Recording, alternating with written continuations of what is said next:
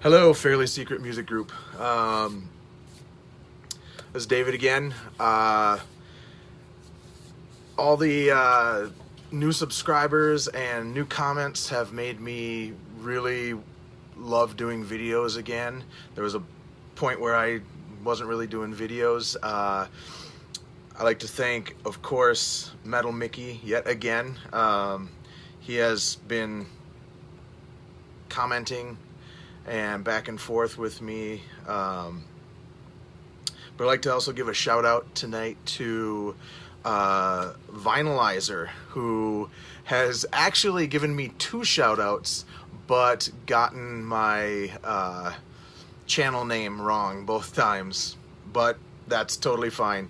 On his one video, he has a package that he opens, and it has just one of the records from a Def Leppard box set, and I totally agree with him with that. If it has artwork in it and that's the only thing you want, I like the fact that somebody was out there able to sell off parts of it that they didn't need.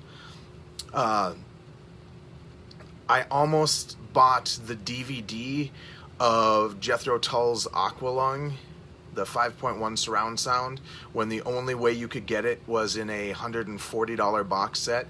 They have since rectified that situation by putting them in smaller book forms that are about 40 bucks, and I finally did get it. I didn't have to buy part of a box set. But Vinylizer, I got your back. And there was another channel that a new subscriber subscribed to also that I kind of clicked on just to see what she was doing. Her name is Jax B. the Ripper. I don't think she really needs any help. She had a lot of subscribers, but she had a series of videos that do monthly favorites, and I thought that was pretty cool. I might do something similar to that idea.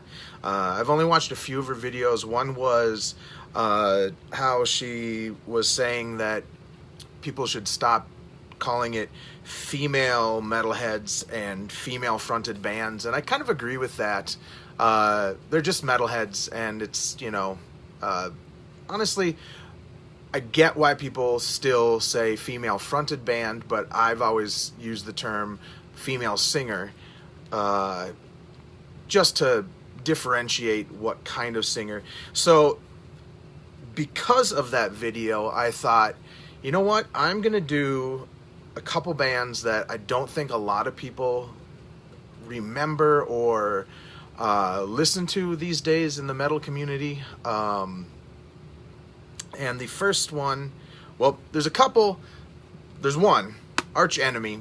They do not need anybody to tell them, but I figured I'd grab the very few bands that I listen to with female singers. Totally forgot one because they are in a different section.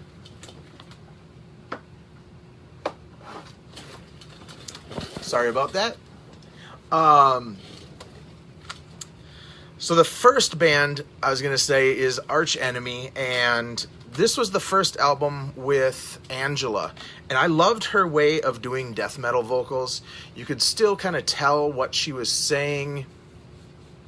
She had a lot of balls in her vocals, I guess is the best way to say it, and I thought she was a lot better than some of the death metal bands at that time. This album came out in 2002, and this is the version with a additional disc where I believe it has her redoing songs by the previous singer, who was actually a male death metal type singer, and he had a weird voice too. I never really liked his voice. That's why this was the first album by them. And I'll be honest, this is the only album I have of theirs anymore. I went through a period of about 3 years where I did not listen to metal at all.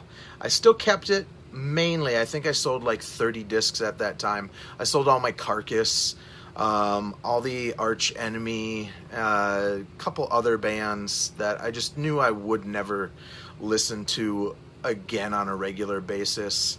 This album still has a couple things like, what was the Jesus, Ravenous. She says Ravenous Jesus in the song, and I thought that was a great song, so I decided to keep one, just in case I got the urge to listen to them again. I didn't want to have to rebuy, and honestly, I haven't really had the urge to listen to them since I went back into metal. I got back into metal about 3 years ago, or 2 years ago, whenever Slayer's last album came out. I can't even remember what that, whenever Repentless came out. So that is one female lead singer band. A lot of people have not heard of this band. They are called Aghora, and they're from Italy. The singer of this band, she's good, but she has kind of weird phrasing, and the one thing that I get really critical of singers is when I don't like how they phrase things, or if they, kind of do like a one-trick pony type stuff. She's not awful, I will say that. She's got a great voice, but the reason I purchased this was these two guys, Sean Reinhart and Sean Malone, on drums and bass. If you know Cynic, then you know who those guys are. They're the drummer and the bass player for Cynic. Well, he used to be the drummer. He had a falling out with Paul, and apparently Paul and Sean are still doing Cynic. Sean Malone, that is, the bass player, are still doing Cynic, and I think they are working on a new album right now. There is a video where Paul is demonstrating some of the recording techniques and equipment that he was using. The third band I will talk about is not a stranger to anybody, I believe, especially if you're an 80s metalhead. Warlock. They had a few albums before this that I didn't really like. True as Steel is pretty good, but if you want one Warlock album to get Triumph and Agony. This has All We Are. It has I Rule the Ruins. Let's see, what else is there? 3 Minute Warning, Kiss of Death, East Meets West, Touch of Evil. All of those songs are amazing. Just find it on YouTube, listen to it if you're looking for a great singer. Doro is awesome. I've had some solo stuff by her, but nothing compared to this album. And I almost forgot about this band. All right, so one of the two main bands that I wanted to talk about were The Gathering. The Gathering started as a death metal band. They had 3 guitarists, keyboards, bass, drums, and a male singer who did death metal vocals, and he wasn't very good.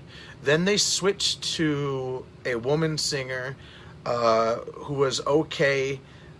Oh no, they switched to having 2 singers, one male and one female. They were okay. That album is, it's okay. Let me see what that one was called. I have Discogs up here right now, so should be easy. That was called Almost a Dance. And the first album was Always, and then Almost a Dance. And then Annika joined the band, and this came out in 1995, and I thought it was great from the beginning. At that point, I was listening to a lot of Well, I was listening to some Tori Amos. I got into Tori Amos a few years later, but my nephew, who really, really liked Tori Amos, he's the guy that I do all my music with. He heard this and he was hooked immediately. There are two songs on here called Motion 1 and 2 that use the same chorus. One uses it a few times, Motion 1 uses it a few times, and it just so happened to work into Motion 2, and that's why they called it Motion 2. Her voice is powerful, just awesome phrasing on this album. It was a very, very great start to what in '95 was very bizarre, having a singer play with this kind of band, a female singer play with this kind of band. They followed that up with Nighttime Birds, and Nighttime Birds was kind of a little bit of a departure. It still had a lot of metal to it, and it had like songs like On Most Surfaces, which I will talk about later. I can't remember any of the... That's my favorite song on here. And this, of course, is the 2-disc version. It has all their drummer... let's see, alternate versions. They worked with two different producers, and they really liked the guy who they did demos with, I guess, on this one, and then redid songs, I believe. It's been a while since I read the liner notes. They followed that up, sorry about that, with an actual 2-disc album called How to Measure a Planet. And now this is where they kind of go away from a lot of the metal stuff. They lost one guitarist, and they still had... No, these guys had only two guitarists, bass, keyboards, drums. For some reason, I thought they had 3 guitarists. Nope, that's the next band I'm going to talk about. Yeah, they lost one guitarist, and then just continued on as a 5-piece, I guess that is. And this has a lot of hints of Pink Floyd influence. The vocals are a little bit, not the vocals, the songs are a little bit more poppy. The vocal melodies, she totally stepped up her game on this album. This, for a long time, was, and possibly still is, my favorite Gathering album. There is some kind of lesser tracks on the second, like How to Measure a Planet. The title track is huge. I think it's like a 15-minute song or something like that. But Frail and Rescue Me and My Electricity, just really good songwriting was on this album. They followed it up with, this is easier for me, I guess, If Then Else. This starts out pretty awesome. At this point, they almost turn a little bit more just rock and kind of alternative. Not really, but kind of that European kind of style of alternative. I guess I don't know. Hopefully you know what I mean, but there's the American alternative that, to me, all kind of sounds the same a little bit. But Roller Coaster and Shot to Pieces are two just amazing songs at the beginning. A lot of energy. There are some really mellow parts on this, but I'm really bad with song names. So so I'm not even going to pretend that I know which songs those are. They followed that up with a album called Superheat, and oops, sorry about that. And this is their first live recording or album, I should say. They did do a DVD. I think that was called In Motion, and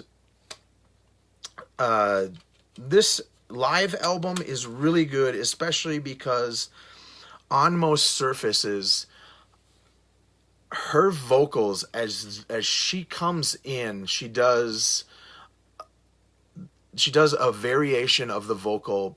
It still sounds exactly like it does on the studio album, but she adds like a yeah at the end of one of the lines, and I can sing along with this song any day of the week. It gets me excited just to hear this song. Even today, how many years? This came out in 1999, so what is that? 20 years ago.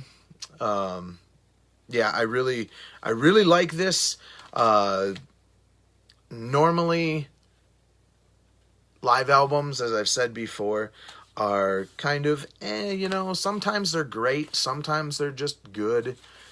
Honestly, one of my favorite live albums is the Counting Crows album that does all of August and everything after, but we are talking about metal.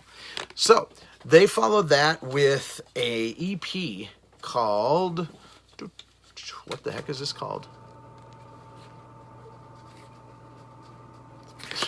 It's right there on the top. I'm stupid. The Black Light District. This is an album that I haven't listened to a lot. It's got, let's see, 1, 2, 3, I think about only three tracks on here. But because I'm a completist, I had to have it. Souvenirs. This is an album that at first I really didn't like. But once I started getting into them a little more, the title track and Monsters, they're just really good songs that are a little harder to get into. And I might be even screwing up those song titles. This album, whoops, sorry about that. This album, Sleepy Buildings, is a semi-acoustic live show. They did a couple like this, and this version has Motion Part 2, and I love how they play it, but they play it, let me find it. They play it so much better on this DVD. Her voice is more powerful on this version, and they build it up, especially when it gets into the part where it's like, da da da da da da da da da. I don't remember any of the lyrics off the top of my head right now, but this was kind of a weird thing because they would do songs that she had not originally sang on. They do a song called Mirror Waters and Stone Garden, and I believe those were from either the first or second album that she didn't sing on. After that, I believe they had left Century Media. Let me see. Yeah, they had left Century Media. So, of course, what happens after a band leaves a label? We get a rarities and B-sides and demos and everything that label can just slap into a package to make money on. I don't mind it because I'm a sucker for liner notes. And this thing has 2 discs of B-sides, and as a disc of B-sides and a disc of rarities. and it has a lot of liner notes, and just there's liner notes on every song. And just in case you're wondering what everybody looks like in the band,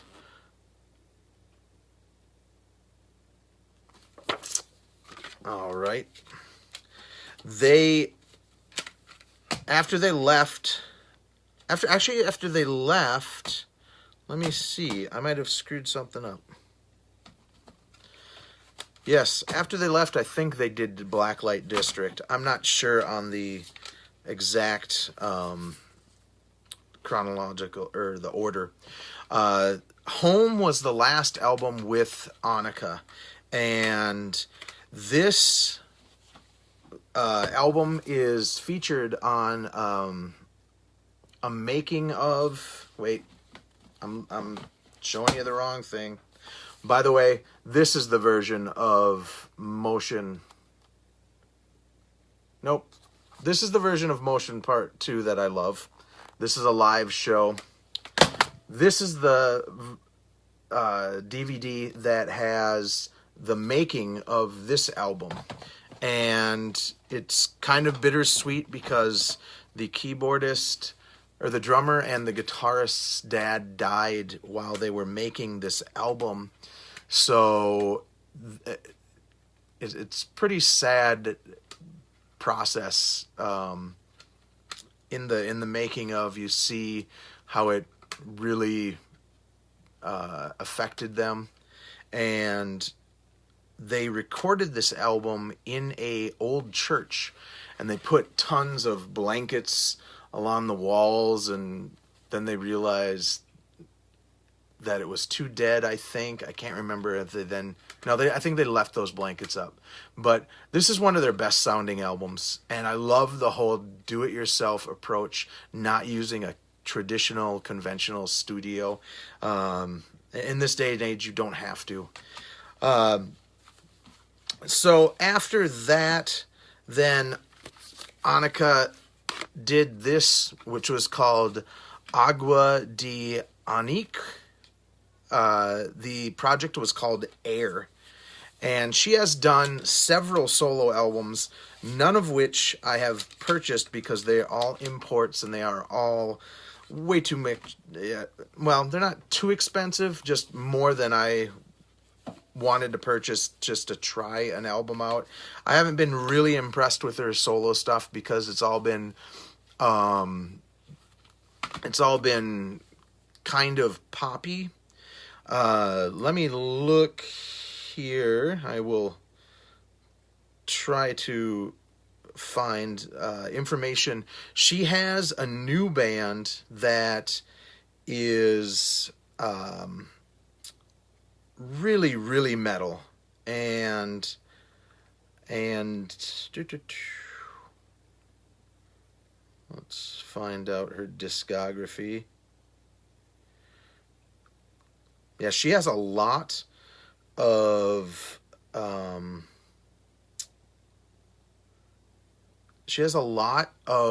solo albums. I'm just trying to find what her real metal project is. It starts with a V or something like that. Sorry, this isn't great video. This is probably pretty boring. I don't know. Annika from Gathering. Just it starts with a V, and it's a lot of heavy guitars. She actually plays guitar in it. You can see some videos on YouTube. They're pretty decent songs, but I haven't been in the mood to listen to that style for a while, so let me get back to The Gathering. So The Gathering got a new singer, and they did this album called West Pole, and the new singer was part of a band called Octavia, which was an all-female group, and honestly, I didn't like them one bit. And I was hesitant on getting this because I just wasn't in the mood for more Gathering without Annika. I purchased this, though, reluctantly, sold it, and then about, let's see, let's see what year this was made in. So, got it, listened to it a few times, just really didn't dig it. Then I can't remember what year this Dumb's album has come out. But then they did this album Disclosure, and I started listening to tracks from it and really started liking this singer's voice. They have since, she has since left the band, and part of the band has splintered off into another band. But, you know, if you really want the metal stuff, get this. If you want their best album, get How to Measure a Planet. That is The Gathering. This is the band nobody has ever heard of outside of Norway. To the best of my knowledge, I know 3 other people that listen to these guys.